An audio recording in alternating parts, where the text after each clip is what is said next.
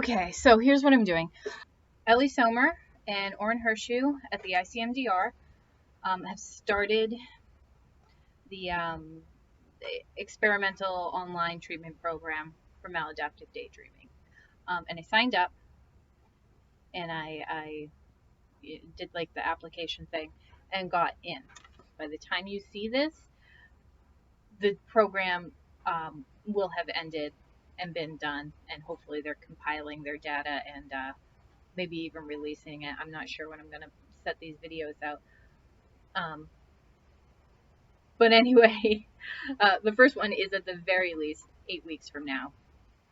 You are watching this video. And I'm not sure how I feel about it. So let's just start there, I guess. So I first heard about this, I think, like a year and a half ago. Maybe more. I have a terrible sense of time. But I remember when I first heard about it, it was meant to be released in, I think, September of 2018. And then September came and went, and they had run into issues, so it didn't launch. But they put it on hold for a while, and they continued to work on it. And then a month or two ago, I guess, it came up again that they were, if you want to do this, we're launching it. It's a go. It's all done.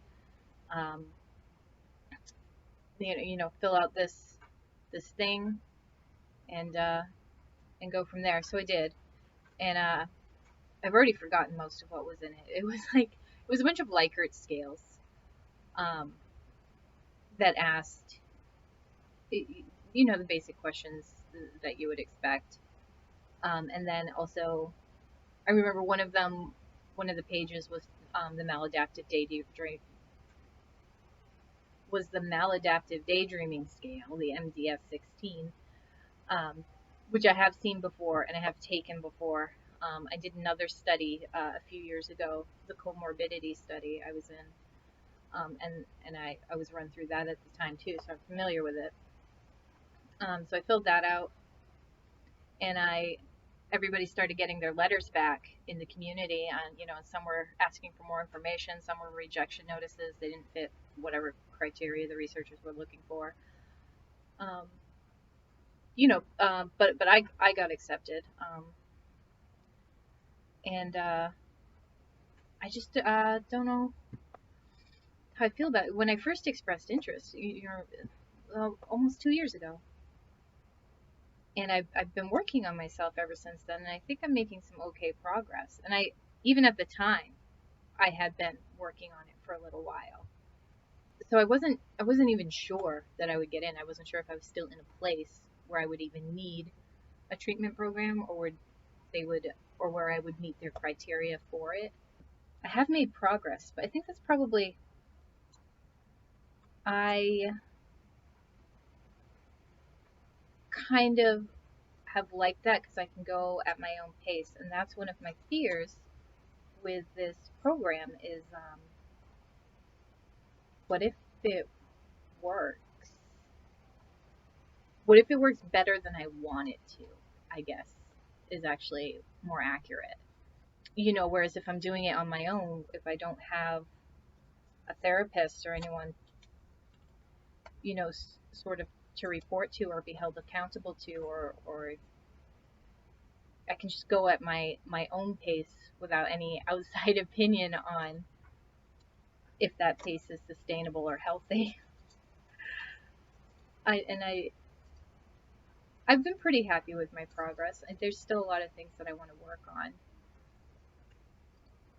Yeah, I guess I'm just freaked out that that it's gonna work too well. One part it's like, what if it doesn't work?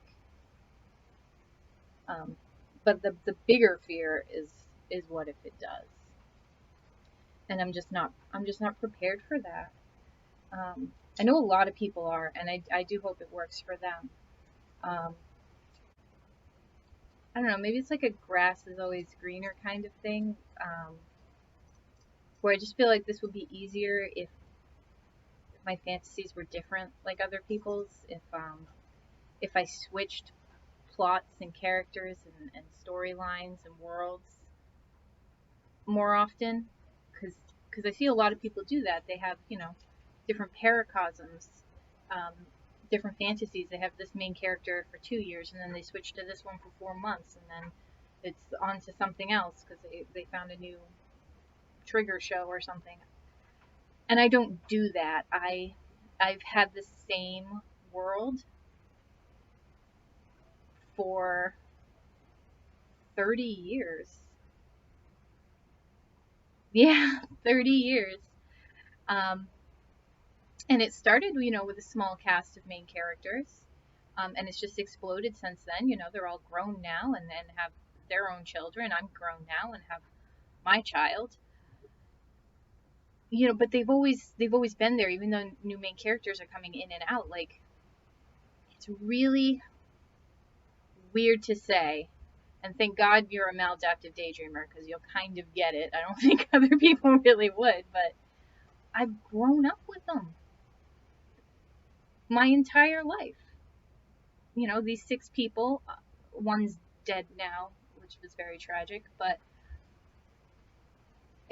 actively thinking about, spending hours thinking about the same person for 30 years. It doesn't matter if they're real or not. You're going to have some emotional attachment there. It's just, I've literally cannot remember a time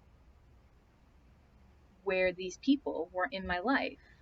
How do you just let that go? I mean, it's literally part of your personal identity, and I don't want to. I want to get rid of the maladaptive. I don't want to get rid of the daydreaming. And I don't know if I can have both.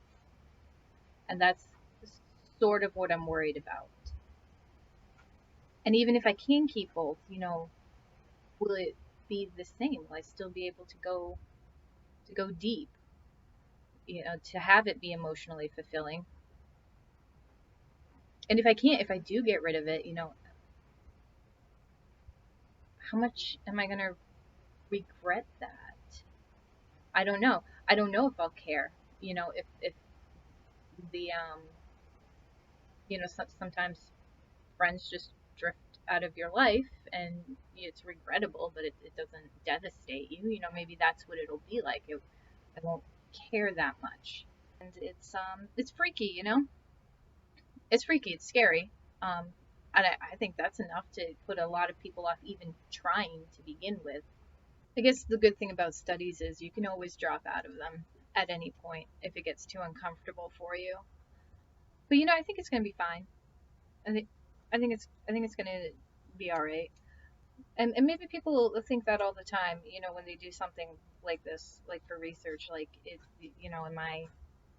am I a typical case, or am I gonna screw up their data? And ruins it for the people that really want this, that really really need it.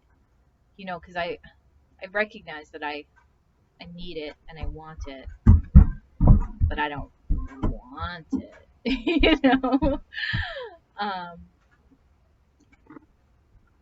I guess we'll just see how it goes. And I don't know. I just have to think that that's where a lot of people are at. They recognize the mal, but they're too scared to do much about it because it's hard to let go of. Don't want to let go. It's 30 years. And I just, that's got to sound so sad to people on the outside. But I think you at least can get it. Like, it means something real. And I don't know exactly where the line is that makes all of that worth losing forever. Maybe it's not. And I just don't know. And I think I need to turn the camera off before I start crying. Okay.